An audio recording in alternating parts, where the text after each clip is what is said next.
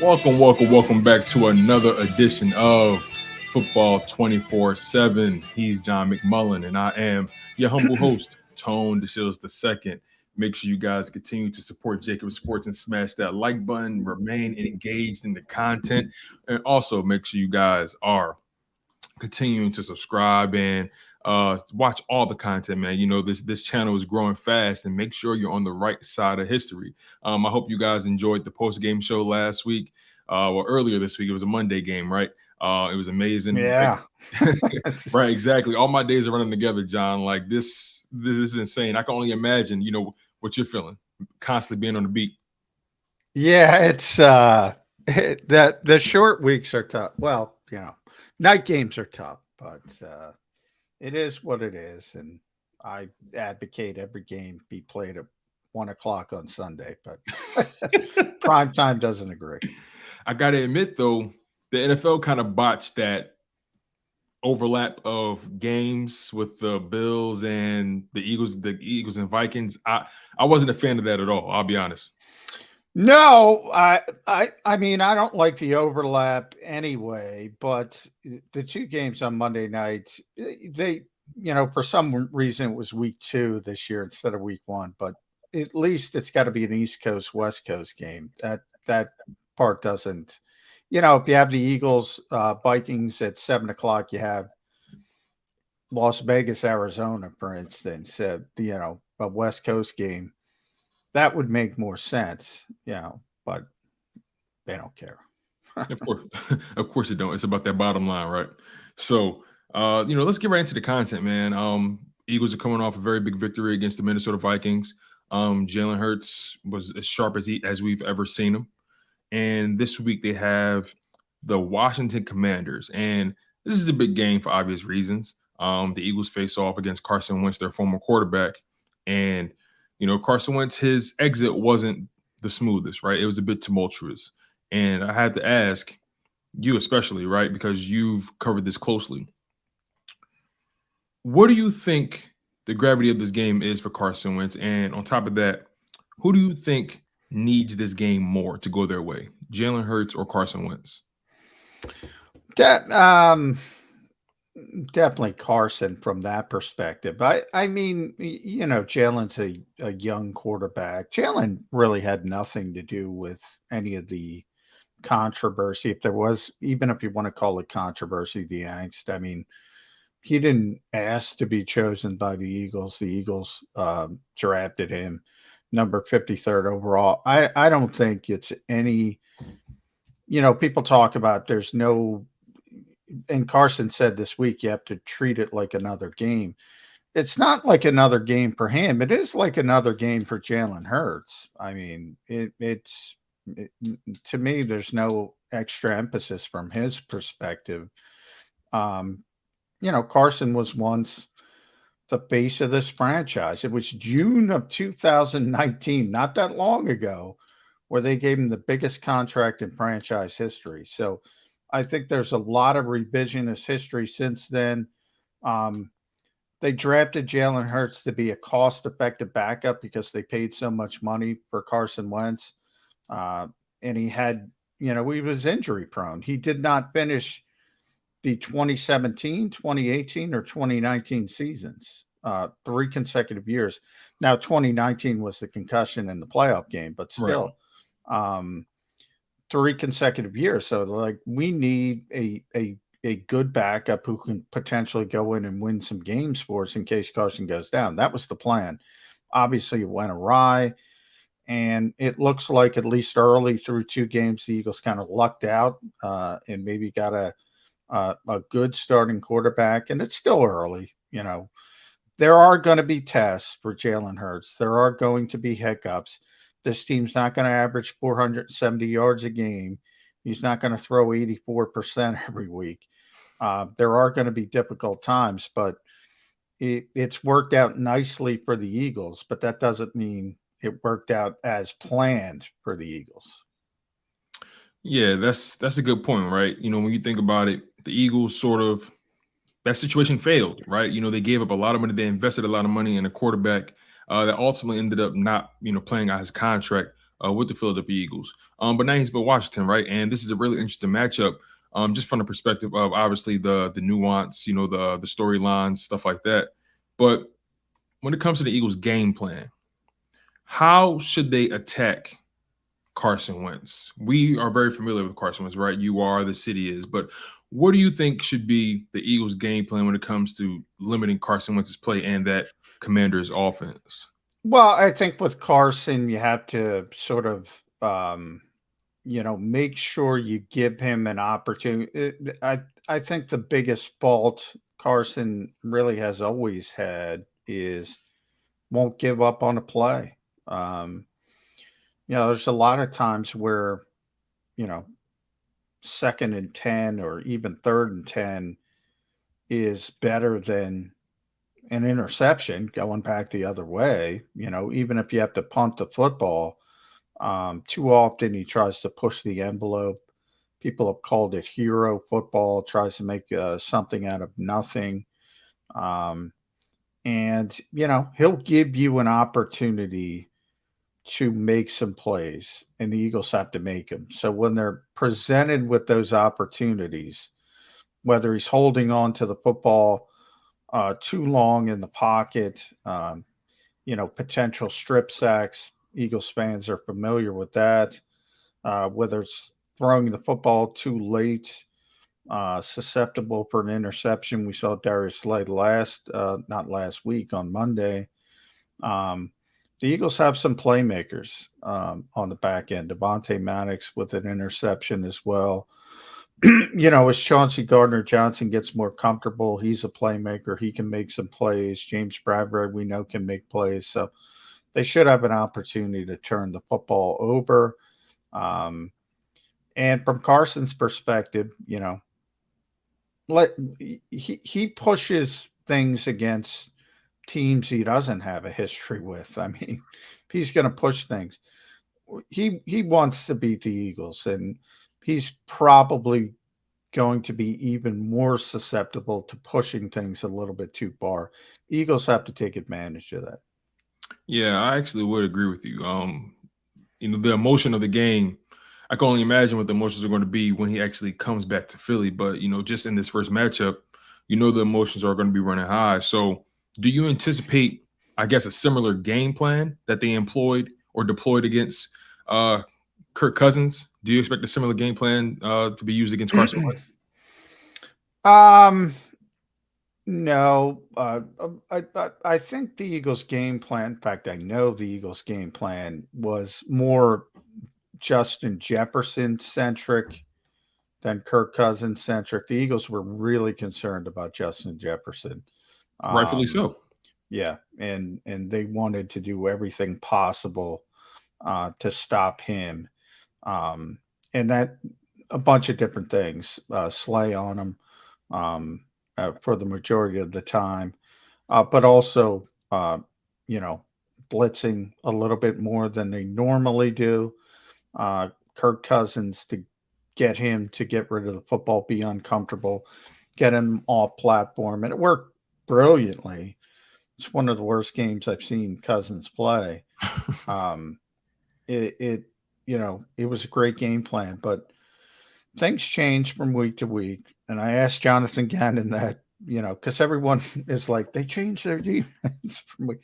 No, they didn't. They were effective.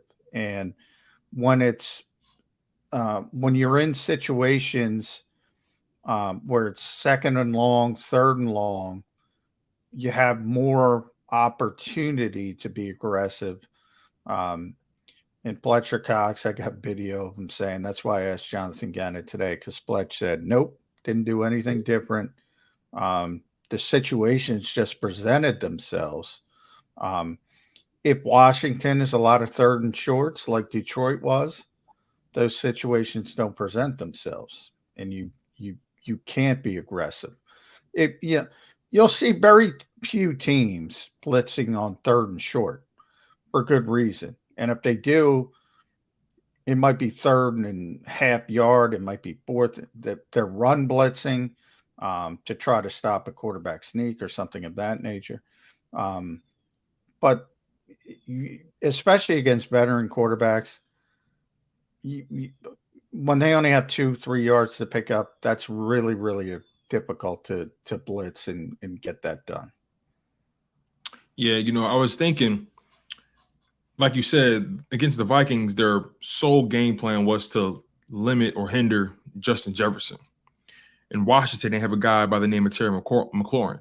They also have a rookie by the name of Jahan Dotson, and they have another guy in the slot named Curtis Samuel. You can make an argument that the Washington Commanders receiving core is a bit more balanced than that Vikings receiving core. I won't necessarily say better, but just more balanced. You have a more balance of powers between all three of those guys, and maybe a lot more speed. Matter of fact, no, significantly more speed between those three guys. So what do you think the game plan would be to limit those guys, especially Terry McLaurin? Yeah, Terry's been sort of an Eagles killer, over 400 yards against the Eagles over the past number of years. They haven't been throwing him the football as much this year but he's averaging over 20 yards a catch. And the reason why is because Curtis Samuel, you brought him up, he barely played last year, had a groin injury, basically derailed his whole season. Right. So he's back and healthy. For people that remember him from Carolina, he's a very good slot receiver, very good manufactured touch player, can run jet sweeps, things like that. He's back. He's been the most highly trafficked. Carson throws it to him more than anybody else. You mentioned Dotson. He's a lot like the Eagles' Quez Watkins. He can just run by you, and it's really hard to give him a lot of attention because of the other guys. Logan Thomas is also back. He was injured last year. Very good tight end. J.D. McKissick, very good receiver out of the backfield. They have a lot of weapons. There are two teams that have 4 receivers over 90 yards through the first 2 games. The Chargers, and you go, yeah, they have Justin Herbert. The other one is the Commanders. So they've been moving the football around. And you're right, at least early, the Vikings have been, very Justin Jefferson centric.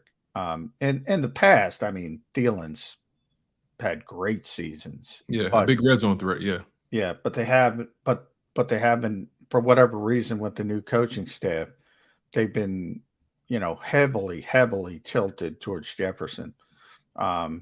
So you're right. The Commanders have utilized their pieces better in the early going, at least.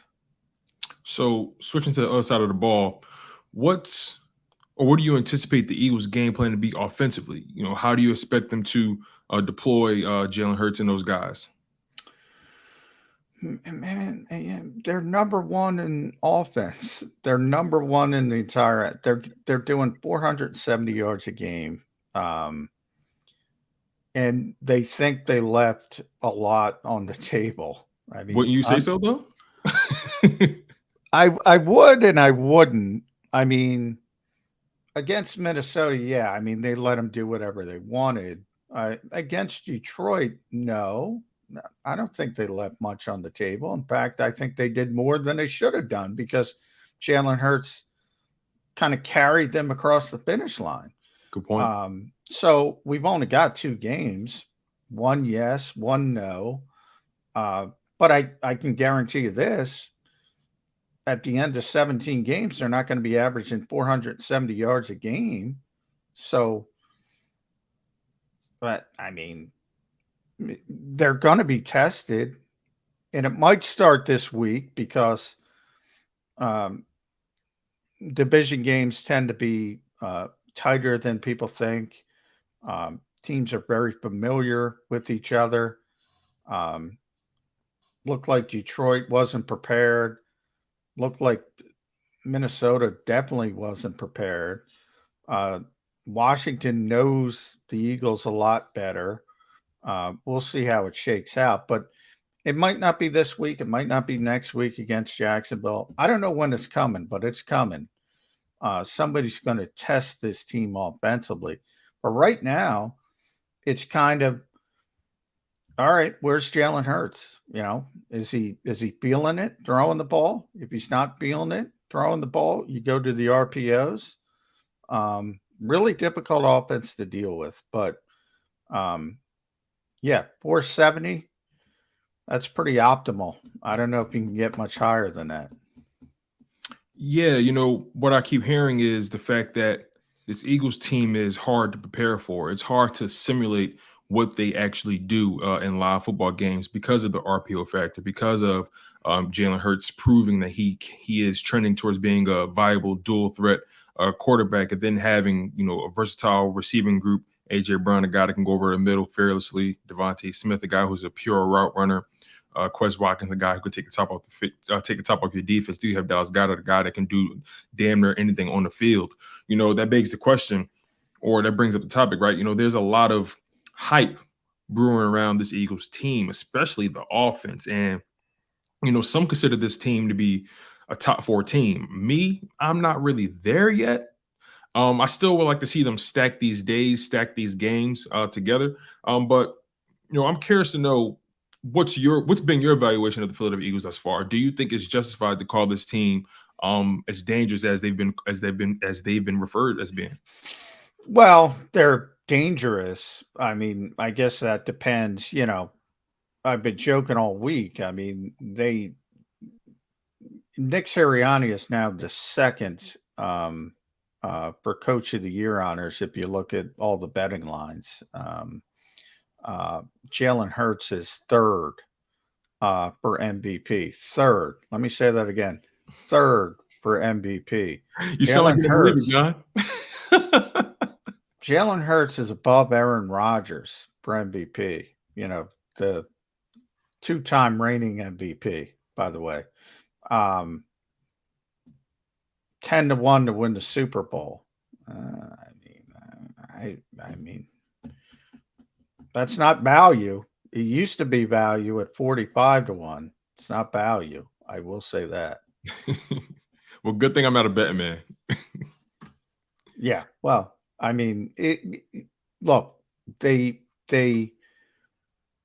had a really difficult test in Detroit, and what I called the Monday night game, it's like an NBA game where you win by 40.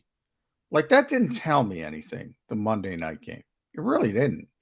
That's like the Sixers beating Memphis by 40 in November. All right, it's fun, but it really didn't tell me anything as far as, because they weren't tested. They were tested in Detroit, and so that to me is still the more impressive performance because I was there. It was a really difficult environment. They really struggled. They couldn't communicate. They couldn't communicate, and they still put up 31 points offensively. That to me is impressive. That's impressive. Beating a team that doesn't show up, and I use the NBA analogy again. It's fun, watching Allen Iverson go for 50 back in the day. It's fun. Does it matter when Kobe Bryant would show up? Not as much. That's kind of what I'm talking about. I mean, you bring up a good point, right? And you can make an argument that Detroit game was more impressive, from a team perspective. But, it's so hard to ignore the way Jalen Hurts delivered in that Vikings game, right? You think about the fact that he's been pretty sharp so far. I mean, it's only 2 games. We're only going into week 3, but thus far, he's been fairly sharp, completing very sharp. Yeah, completing 69% of his passes, averaging 288 yards passing, averaging about 9 yards per completion or per attempt, excuse me. One passing TD. I would like that to go up, obviously. But he's put up 147 rushing yards, 3 rushing touchdowns. How does his performance compare to your expectations that you have for him entering the 2022 season? Well, I never thought we'd see a game like that from Jalen Hurts from a passing perspective. So then I start to say, well, is it Jalen Hurts, or is it the defense, a little bit of column A, a little bit of column B. I was talking to AJ Brown today. AJ's a star, a legitimate star in this league, a proven star. And I asked him, I said, as a receiver, can you kind of feel, and I was using the NBA analogy with him as well. Can you kind of feel when a quarterback is feeling it, is hot and is confident and is ready to have a big game? And he said, yeah. And I can. And he saw that with Jalen Hurts. So all that is positive. I put it out, next gen stats, put it out earlier in the week. 2.9 yards of separation is what the average NFL receiver got last week. Dallas Goedert was 5.3. Yikes. Zach Pascal was 4.82. Quez Watkins was 4.63. AJ Brown was 3.72. These guys were open.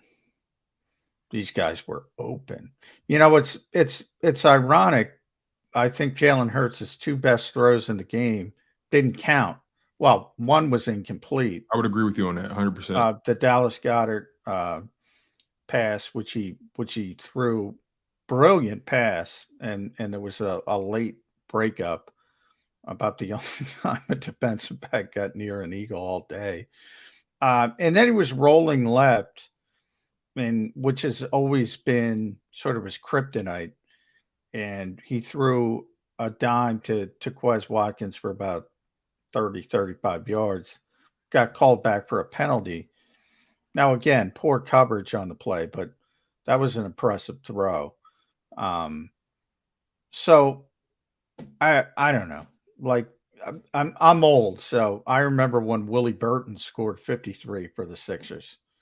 Now people are going to say, who? Look it up. Willie Burton. Willie Burton. I'm glad you said it, not me, John, because I wasn't going to say it. I was going to say who. Yeah, look it up. He scored 53. The point I'm trying to make is, look, what defines great quarterbacks is consistency from week to week. And we're going to see. This was this is a great start by Jalen Hurts. But I always say Peyton Manning's the best regular season quarterback of all time. And the reason I say that is because if you look at his career, once he got going, a bad season, Indianapolis would go into a season saying we got 10 wins. We're a double-digit win team. A good season would be 13, 14. A bad season would be 10. They were winning double digits because the quarterback was so consistent from week to week. A bad season, let me repeat that. A bad season was 10-6 for them. That defines great quarterbacks, consistency from week to week to week to week to week to week to week. And even on your down days, you still play winning football. That defines great quarterbacks. We're way too early. Way too early. Yeah, I would definitely agree. One throw that stood out to me, I think it was towards the close of halftime. You saw Jalen Hurts drop back and he delivered this dime to Dallas Goedert down the middle, dead center of the middle of the field. But what was most impressive about it wasn't really the throw. It was him standing tall in the pocket, and he knew that edge rusher or that linebacker, whoever was coming after him, he knew they were coming, and they were coming in hot. But he stood there, he delivered the pass, and took the hit. He waited for Dallas Goedert to get exactly where he needed to get to, and he stood tall and took that hit. That was really impressive to me. I feel like Jalen Hurts last season probably would have got happy feet and ran that entire drop going into halftime. What say you? Well, I mean, look, there has been significant improvement. I'd rather talk about the Detroit game because I really this game, throw it out. I know you don't want to throw it out. Outlier. That will be the worst defense they will not let me word this correctly. That will be the worst defense they play this season on a particular game day. That team was not prepared. That team didn't cover anybody. I think the environment's had something to do with it. But John, I gotta push back just a little bit, right? You know, there were throws he made where last year he probably wouldn't have made, right? Well, the Dallas one, yeah, the Quez one. But again, yeah, people are going to get mad at me. He played I'm not trying to set you up, John. I want you to know that I'm not trying to set you up right now. He played a great game. He played a great game. Now, if you're going to be honest with yourself, are you going to see 83.9 again this season if you're a betting man? Probably not. If I'm a betting man. But good thing I'm not, right? Well, good thing you're not. But if you bet on 83.9 again, you're not a very good betting man. You're not trying to win money. Look, it's always a factor. Would you have outlier numbers like that? That's what I'm trying to say. Throw them out. Throw them out. Same thing when you have a really bad game, like he had against the Giants last year. That's probably his worst game as a pro. I would agree. Throw it out. Throw it out. You know, what you want is that consistency, and we'll see. It's, you know, he was very good in Detroit in a different way. I said people would always say, "Oh, the Eagles win despite Jalen Hurts." No, they won that game because of Jalen Hurts. The Detroit game. The game on Monday night, it was fun. It was fun. It was glorified 7-on-7. It was Willie Burton scoring 53. I mean, it's great individual performance. I don't know what it means, Tone. I don't think it means that much. I get it. You know, it's look, the bottom line, it's still relatively early to say anything or proclaim anything definitive about Jalen Hurts, right? You know, the good thing is you're seeing the steps being taken. You know, you're seeing the improvements in the mechanics, you know, the fundamentals, you know, the decision making, right? And you know, this leads me to my final question of the evening. You know, so far, the Eagles' game plan, the offensive game plan in particular, it's been pretty effective. So I'm curious to know, you know, what's been your evaluation? What's been your take on the level of ball distribution and the way Sirianni and Steichen have utilized Jalen Hurts' skill set? Well, I think Nick and Shane have done a tremendous job.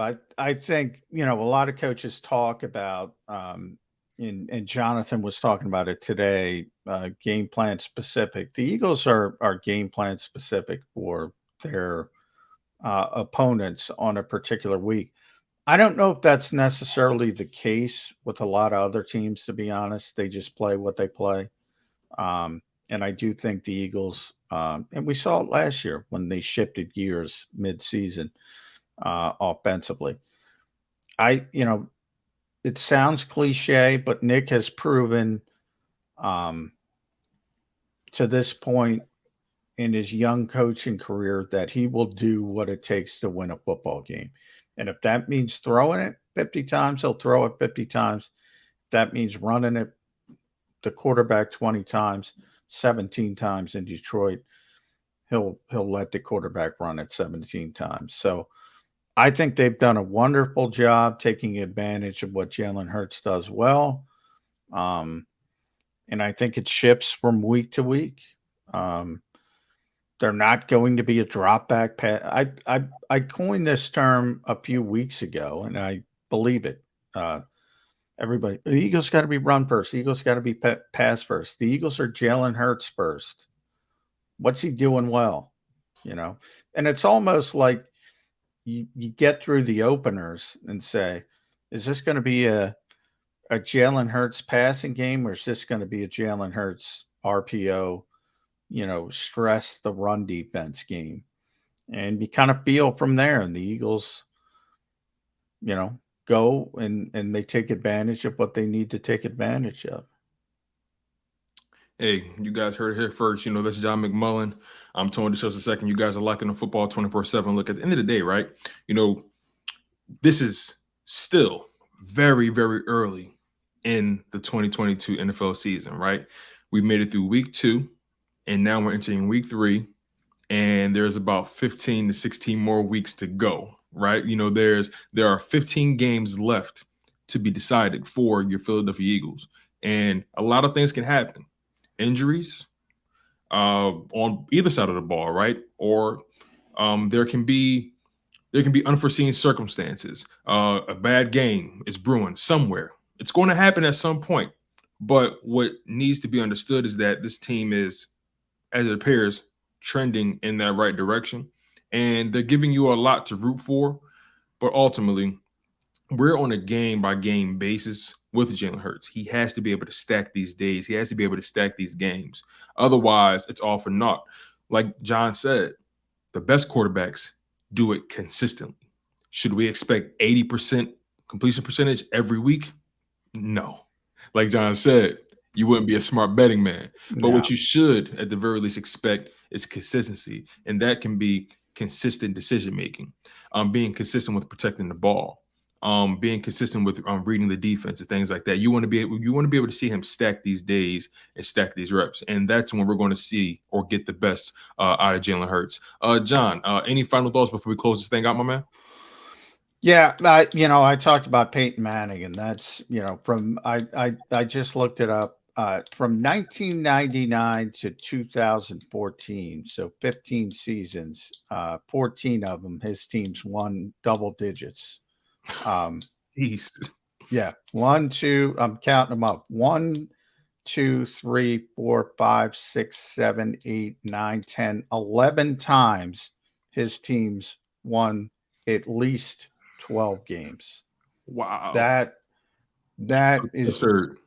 That is greatness. That is consistency. That's what you strive for. That's very difficult. I mean, he's an outlier, but that is what I'm talking about. Consistency from week to week to week. Hey, you guys heard it here, man. This has been Football 24/7. Make sure you guys smash that like button. Make sure you guys continue to stay engaged. Make sure you guys are, most importantly, subscribed to the JAKIB Sports YouTube channel. And if you want more from John McMullen, if you are an avid reader of his articles, or Paul Domowitch, or Joe Santilaquito, make sure you guys check out jakibsports.com. That's JAKIB Sports.com. And on top of that, make sure you guys lock in on the Pond Lee Hockey post-game show that's going to be hosted at Ocean Casino Resort in Atlantic City. And if you guys want to watch it online, you can stream it on the JAKIB Sports YouTube channel, or you can stream it on 6abc.com. He's John McMullen. I'm Tony DeShows II. You guys were locked in on Football 24/7. Take care, you guys, and fly, Eagles, fly. Go for the pulls and the pools. Go for the oohs and the ahs. Go for the bubbles and the bubbly. Go for the story and the stories. Go for the win. Go to Ocean Casino Resort. Book your trip at theoceanac.com. Action News at 11 with Rick Williams. It's the team you trust to bring it all together. The stories that impact your community, a sports roundup for the locals, and the AccuWeather forecast you depend on. Action News at 11 with Rick Williams.